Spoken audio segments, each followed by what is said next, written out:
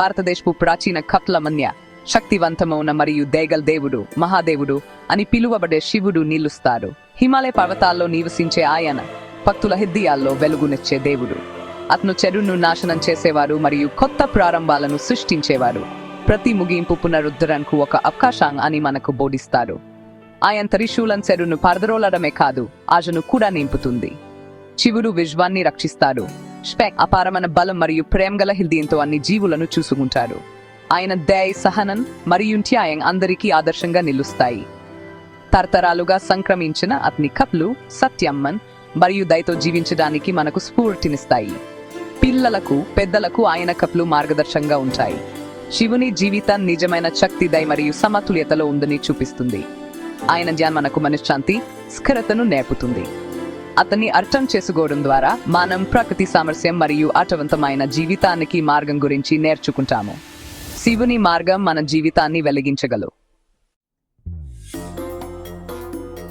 హిమాలయాలలో ఎత్తన ప్రశాంతమైన కైలాస్ పర్వతంపై శివుడు తన కుటుంబంతో నివసిస్తాడు. ఈ పర్వతం శాంతి, పవిత్రకు ప్రతీకగా నిలుస్తుంది. శివుని కుటుంబం అక్కడ సంతోషంగా, స్నేహపూర్వకంగా జీవిస్తుంది. అతని మూడో కన్ను జీవనాన్ని, అంతర్దృష్టిని సూచిస్తుంది. అలాగే అది ప్రపంచంలోని అజ్ఞానాన్ని తొలగించగల శక్తిని కూడా సూచిస్తుంది.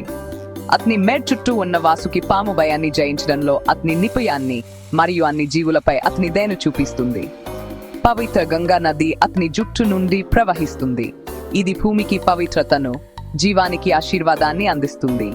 అతని త్రిశూలం సృష్టి, సంరక్షణ మరియు వినాశనాన్ని సూచిస్తుంది. ఇది సమతుల్యతను, ధర్మాన్ని నిలబెట్టే శక్తిని సూచిస్తుంది. శివుని కుమారుకం విశ్వం యొక్క మోటి శబ్దాలను సృష్టించిందని చెబుతారు. ఈ శబ్దాలు సృష్టి ప్రారంభానికి సంకేతం. పులి చర్మంపై లోతైన ధ్యానంలో కూర్చుని అనుశాంతి, బలం మరియు ఆత్మ నియంత్రణను వెదజల్లుతారు. అతని నిశ్చలత మనకు నిజమైన ఆనందం, స్వీయ పరిశీలన ద్వారా లోపాల కనుగొనబడుతుందని, మనసు ప్రశాంతంగా ఉంచుకోవని ఎంత ముఖ్యమో బోధిస్తుంది. కైలాస్ పర్వతం దైవిక శాంతి, ఆధ్యాత్మిక శక్తి మరియు శివుని మహిమకు శాశ్వత చిహ్నంగా మిగిలిపోయింది. కొన్నిసార్లు శివుడు తాండవం చేస్తారు. ఇది సృష్టి మరియు వినాశనం యొక్క కాస్మిక్ నృత్యం. ఈ నృత్యం ద్వారా శివుడు సమస్త విశ్వాన్ని తన శక్తితో కదిలిస్తారు, ప్రతి క్షణాన్ని కొత్తగా మార్చుతారు. నటరాజుగా, నిత్యకారుల రాజుగా అతని కదలికలు విశ్వం యొక్క లయను నిర్దేశిస్తాయి. ప్రతి అడుగు, ప్రతి చేతి కదలిక సృష్టి యొక్క అంతరంగాన్ని ప్రతిబింబిస్తుంది. ఒక పాదంతో అతను అజ్ఞానాన్ని ఆల్చివేస్తాడు. ఇది మనలోని చీకటి వాళ్ళను తొలగించడాన్ని సూచిస్తుంది. మరొక దానితో అతను తన భక్తులను ఆశీర్వదిస్తాడు. ప్రేమతో మరియు కరుణతో వారిని రక్షిస్తాడు. అతని చేతులు సృష్టి యొక్క చోమరుకం మరియు పరివర్తన యొక్క జీవాలను పట్టుకుంటాయి, జీవిత చక్రాలను సమతుల్యం చేస్తాయి. ఈ శబ్దం మరియు వెలుగు జీవానికి దారితీస్తాయి. శివుని నృత్యం మార్పును స్వీకరించడానికి, ప్రతి క్షణాన్ని ఆనందంగా స్వీకరించడానికి మరియు జీవితంలో మన స్వంత లయను కనుగొనడానికి మనకు గుర్తు చేస్తుంది. గందరగోళంలో కూడా అతని నృత్యం కొత్త ప్రారంభాలను వాగ్దానం చేస్తుంది.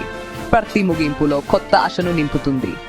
అతని కాస్మిక్ నృత్యం ద్వారా శివుడు ధైర్యం మరియు దయతో సవాళ్లను ఎదుర్కోవడానికి మనకు స్ఫూర్తినిస్తాడు. మన జీవితాన్ని సృజనాత్మకంగా మార్చుకోవాలని ప్రేరేపిస్తాడు. శివుడు తన అపారమైన దయకు ప్రసిద్ధి చెందారు మరియు నిజమైన ప్రార్థనల ద్వారా సులభంగా సంతోషిస్తారు. అతను అందరినీ వింటారు, ముఖ్యంగా పిల్లలను మరియు తన భక్తులను ప్రేమతో రక్షిస్తారు. మార్కండేయుని వంటి కప్లు శివుని శక్తిని, తన విశ్వాసుల కోసం మరణాన్ని కూడా అధిగమించగలదని చూపిస్తాయి. అతను తన అనుచరులను ధైర్యం, బలం మరియు మనశ్శాంతితో ఆశీర్వదిస్తారు. ప్రేమ, సత్యం మరియు భయం లేకుండా జీవించడానికి శివుడు మనకు బోధిస్తారు. అతని గొప్ప బలం దయలో ఉంది. అతని ఉదాహరణను అనుసరించడం ద్వారా మనం మరింత శాంతియుత మరియు సామరస్యపూర్వక ప్రపంచాన్ని సృష్టించవచ్చు.